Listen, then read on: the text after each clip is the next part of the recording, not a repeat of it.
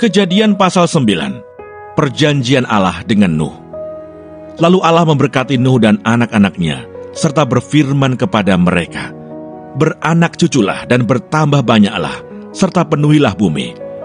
Akan takut dan akan gentar kepadamu segala binatang di bumi, dan segala burung di udara, segala yang bergerak di muka bumi, dan segala ikan di laut. Ke dalam tanganmu lah semuanya itu diserahkan. Segala yang bergerak, yang hidup, akan menjadi makananmu. Aku telah memberikan semuanya itu kepadamu, seperti juga tumbuh-tumbuhan hijau. Hanya daging yang masih ada nyawanya, yakni darahnya, janganlah kamu makan. Tetapi mengenai darah kamu, yakni nyawa kamu, aku akan menuntut balasnya. Dari segala binatang, aku akan menuntutnya, dan dari setiap manusia, aku akan menuntut nyawa sesama manusia.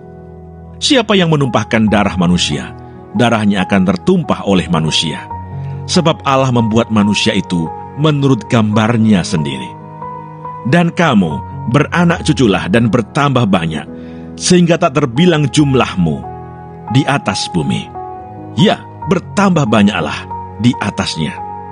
Berfirmanlah Allah kepada Nuh dan kepada anak-anaknya yang bersama-sama dengan dia, "Sesungguhnya aku mengadakan perjanjianku dengan kamu dan dengan keturunanmu, dan dengan segala makhluk hidup yang bersama-sama dengan kamu, burung-burung, ternak, dan binatang-binatang liar di bumi yang bersama-sama dengan kamu, segala yang keluar dari bahtera itu, segala binatang di bumi.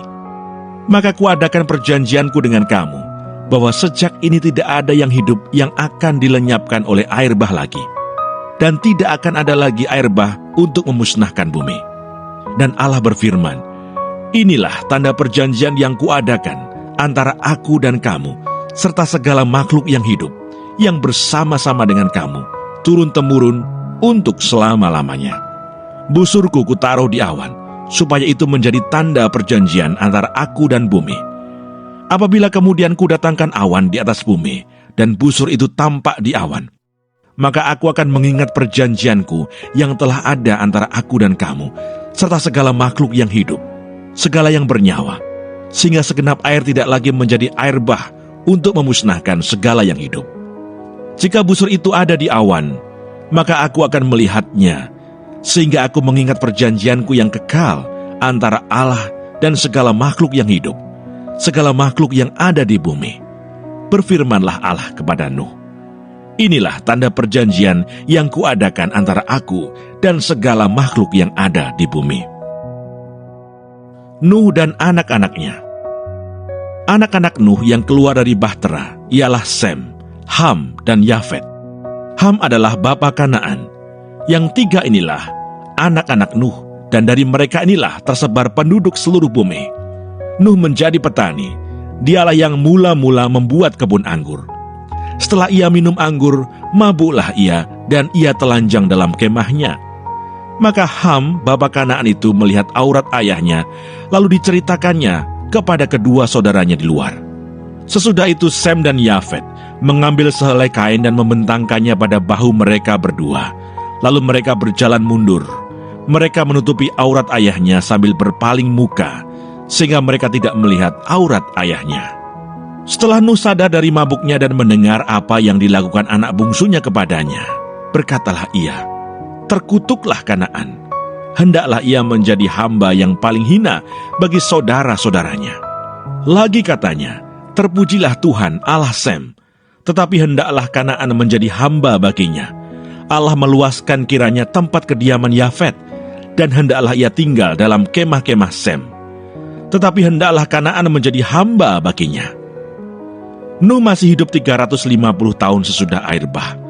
Jadi Nuh mencapai umur 950 tahun, lalu ia mati. Shalom. Kejadian pasal 9 menceritakan tentang awal kehidupan baru setelah air bah. Bumi telah dibersihkan, bahtera telah terbuka, dan Nuh bersama keluarganya melangkah keluar menuju dunia yang baru. Namun Tuhan tahu, manusia tetap membutuhkan bimbingan dan kasih karunia-Nya. Karena itu, Ia membuat perjanjian yang indah, bukan hanya dengan Nuh, tapi dengan seluruh bumi. Tuhan memberkati Nuh dan memberi tanggung jawab baru. Tuhan berfirman kepada mereka, "Beranak cuculah dan bertambah banyaklah, serta penuhilah bumi." Berulang seperti perintah kepada Adam dulu. Tuhan memulihkan panggilan manusia untuk menguasai bumi dan memeliharanya. Namun kali ini ada perbedaan. Manusia diberi izin untuk makan daging, tapi Tuhan memberi batasan yang jelas. Hanya daging yang masih ada nyawanya, yaitu darahnya, janganlah kamu makan. Selanjutnya, tanda perjanjian. Tuhan membuat perjanjian dengan Nuh, keluarganya, dan seluruh makhluk hidup. Ia berjanji, "Aku tidak akan membinasakan lagi segala yang hidup dengan air bah." Dan Tuhan memberikan tanda perjanjian itu, pelangi di awan. Setiap kali pelangi muncul, itu bukan sekadar keindahan alam, melainkan pengingat kasih setia Tuhan yang tidak berubah. Mungkin saat ini hidup kita sedang diguyur hujan masalah, tapi ingatlah, Tuhan akan sediakan pelangi di langit hati kita. Ia tidak akan membiarkan badai berlangsung selamanya. Namun bagian akhir pasal ini juga menunjukkan kenyataan pahit. Nuh, yang diselamatkan oleh Tuhan, jatuh dalam kelemahan. Ia mabuk karena hasil kebun anggurnya, dan hal itu mempermalukan dirinya. Peristiwa ini mengingatkan kita bahwa tidak ada manusia yang sempurna. Namun di balik kelemahan manusia, kita melihat kesetiaan Tuhan yang tetap memelihara rencananya. Walau Nuh gagal, Tuhan tidak mencabut perjanjiannya. Ia tetap setia pada firman-Nya. Kejadian 9 mengingatkan kita, Tuhan memberkati dan mempercayakan tanggung jawab kepada kita. Hidup ini bukan kebetulan. Kita dipanggil untuk memelihara ciptaan dan menghormati kehidupan. Pelangi adalah tanda kasih setia Tuhan. Sekalipun dunia berubah, janji Tuhan tetap sama. Ia tidak akan meninggalkan kita. Jadi, setiap kali kamu melihat pelangi, ingatlah bahwa Tuhan juga melihat dan mengingat janjinya bahwa Dia akan menyertai kita sampai kesudahan zaman. Amin. Jadikanlah firman menjadi kesukaanmu. Suka firman.